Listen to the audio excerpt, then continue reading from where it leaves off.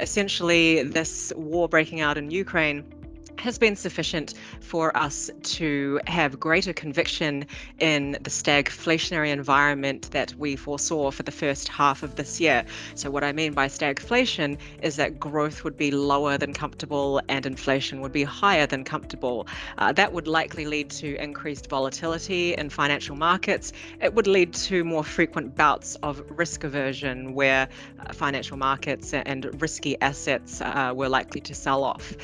The other thing that we have learned is that we have lower conviction in what we foresaw to be a Goldilocks environment for the second half of this year. We had anticipated the stagflationary dynamic to be a temporary one.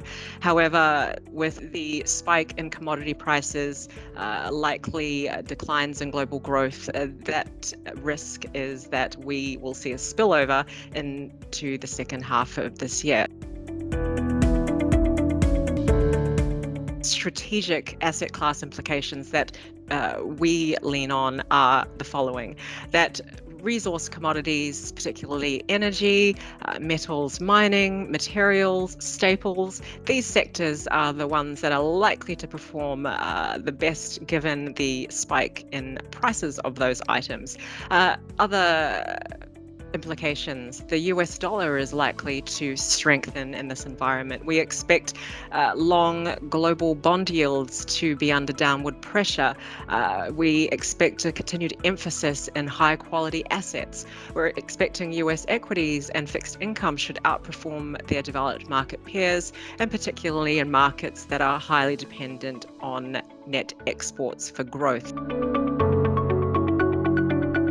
When we look closer to home in the Asian region, we again stress that Asia is not monolithic. There are some fantastic relative value opportunities to be had. When we look at the specific risks that come from this war breaking out in Ukraine, higher food and energy prices, reduced supply of those goods, we find that Malaysia, Indonesia, Vietnam, Taiwan, Australia and New Zealand really stand to benefit from that environment. And so their macro stories look pretty good. These economies are actually net exporters of those key commodities. At the same time, they also appear to have significant policy space, both from a fiscal and monetary policy perspective, to really address any slowdown in growth that may arise from rising volatility.